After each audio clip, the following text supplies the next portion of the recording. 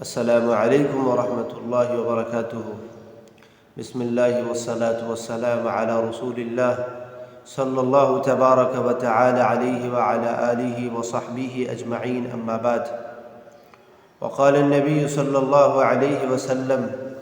مثل المؤمنین فی توادہم وتراحمہم وتعاطفہم مثل الجسد اذا اشتک منہ عضو تداعى له سائر الجسد بالسہر والہمہ، او کما قال علیہ الصلاۃ والسلام۔ محترم بزرگوں اور دینی اور ایمانی بھائیوں اور حاضرین جمعہ،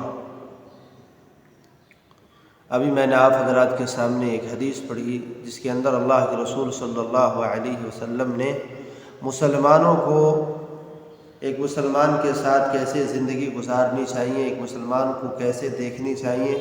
ایک مسلمان پر جب ہماری نظر پڑے تو ہماری نظر کیسے ہونی چاہیے، رسول اللہ صلی اللہ علیہ وسلم نے اس حدیث شریف میں واضح فرمایا۔ کہا کہ مسلمانوں کی مثال اور مومنوں کی مثال ایسی ہے، ایک جسم کی طرح ہے کہ اگر کسی انسان کے جسم کے اندر اگر تکلیف ہوتی ہے، چبھن محسوس ہوتی ہے اور درد محسوس ہوتا ہے تو اس کی پورے جسم اس کے اندر داخل ہوتی ہے، شامل حال ہوتی ہے۔ اسی طریقے سے اگر ایک مومن کو، ایک مسلمان بھائی کو اگر تکلیف ہو، اس کے اوپر ظلم کیا جائے، اس کو مارا جائے، اس پر الزام لگایا جائے، اس کے خلاف پروپیگنڈے کیے جائیں، تو ہمیں بھی کھڑا ہونا ہے اور کمر بستہ ہونا ہے، اس لیے کہ ہمارے مسلمان بھائی پر جو ظلم ہو رہے ہیں، جس کی کوئی وجہ نہیں ہوتی ہے، جس کی کوئی بنیادی مسائل اور بنیادی اس کے پیچھے کوئی راز نہیں ہوتی ہے، بلا وجہ اس کو پھنسایا جاتا ہے، اس کو دبانے کی کوشش کی جا رہی ہے۔ تو ہمیں اس وقت یہ کھڑا ہونا ہے اس ناطے اور اس حیثیت سے کہ ہم مسلمان ہیں اور ہمارے مسلمان بھائی پر ظلم ہو رہا ہے، ہم بھی اس درد میں شامل ہوں، ہم اس ظلم کے خلاف لڑیں، جو ظالم ہے اس کے خلاف ہم بغاوتیں کریں، مظلوم کی ہم ساتھ دیں، غریب لوگوں کی ساتھ دیں۔ مگر افسوس ہے کہ آج ایک مسلمان کے خلاف لگا ہوا ہے، آج ایک مسلمان کے پیچھے پڑا ہوا ہے، آج ایک مومن کے پیچھے پڑا ہوا ہے۔ اگر کوئی مومن معاشرے میں، سماج میں اور گاؤں میں اگر ترقی کر رہا ہے، اچھے کھا رہا ہے، اچھے پی رہا ہے، اچھے جی رہا ہے، اچھے لباس پہن رہے ہیں، اس کے بچے تعلیم حاصل کر رہے ہیں، تو ایک دوسرا مسلمان اس کے پیچھے پڑ جاتا ہے، اس کی وجہ تلاش کرتا ہے، اس کی تفتیش میں لگتا ہے، اس کی جاسوس بن جاتا ہے کہ یہ کما کہاں سے رہا ہے، یہ کھا کیسے رہا ہے، یہ تعلیم کیسے اپنے بچوں کو دے رہا ہے، یہ اچھے کیسے جی رہا ہے۔ آج حالات میں ہر گاؤں کا آپ نظارہ کیجئے، ہر گاؤں کا مشاہدہ کیجئے، ہر گاؤں میں یہ باتیں موجود ہیں۔ تو یہ بتائیے کہ ہم کس صف کے مومن ہیں، ہم کیسے مومن ہیں؟ اپنے کو دعویٰ کرتے ہیں کہ ہم مسلمان ہیں، اپنے کو دعویٰ کرتے ہیں کہ ہم نماز پڑھتے ہیں اور ہم روزہ رکھتے ہیں اور ہم زکوٰۃ دیتے ہیں، اس لیے ہم مومن ہیں، اور اللہ کے رسول کے اخلاق کو اور اس کے عادات کو اور اس کے اطوار کو فراموش کر دیتے ہیں،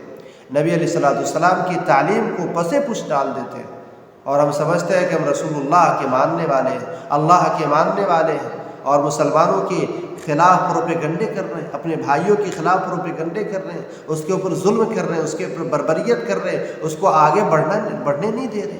اس کی ترقی وہ نہیں دیکھنا چاہتے،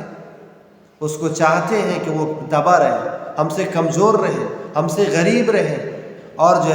پھوس کے گھروں میں اپنے بچوں کو تعلیم نہ دے، اپنے بچیوں کو تعلیم نہ دے، وہ کھانے پر مجبور ہو جائے، یہ دیکھنا ہم چاہتے ہیں۔ بہت افسوس ہے آج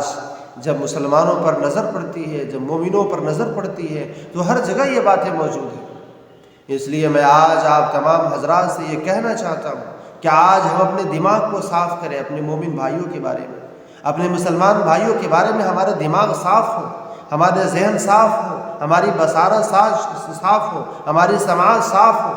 کہ جب ہم مومنوں کو دیکھیں تو وہ ایک خوبصورت دیکھیں۔ جس طریقے سے ہم اور آپ آئینے کے سامنے آتے ہیں تو ہم اپنے آپ کو بڑا خوبصورت اور بڑا ہینڈسم اور بڑا قوت والا اور بڑا عزت والے اور بڑے پیسے والے دیکھتے ہیں، اسی طریقے سے جب ہماری نظر ہمارے مومن پر پڑے، مومن بھائیوں پر پڑے، تو ہمارے دلوں میں یہ بات آنی چاہیے کہ ہم سے کہیں زیادہ یہ افضل ہے، ہم سے کہیں زیادہ یہ بہتر ہیں، ہم سے کہیں زیادہ یہ طاقتور ہیں، ہم سے کہیں زیادہ یہ اچھے کام کرنے والے ہیں، ہم سے کہیں زیادہ یہ نماز پڑھتا ہے، ہم سے کہیں زیادہ یہ جو خیرات کے کاموں میں آگے رہتا ہے۔ یہ ہماری نظر ہونی چاہیے، یہ ہماری سوچ ہونی چاہیے، تب جو ہے جا کے ہم رسول اللہ کے صحیح امت بننے کے مصداق ہو سکتے ہیں۔ وآخر دعوانا الحمدللہ رب العالمین۔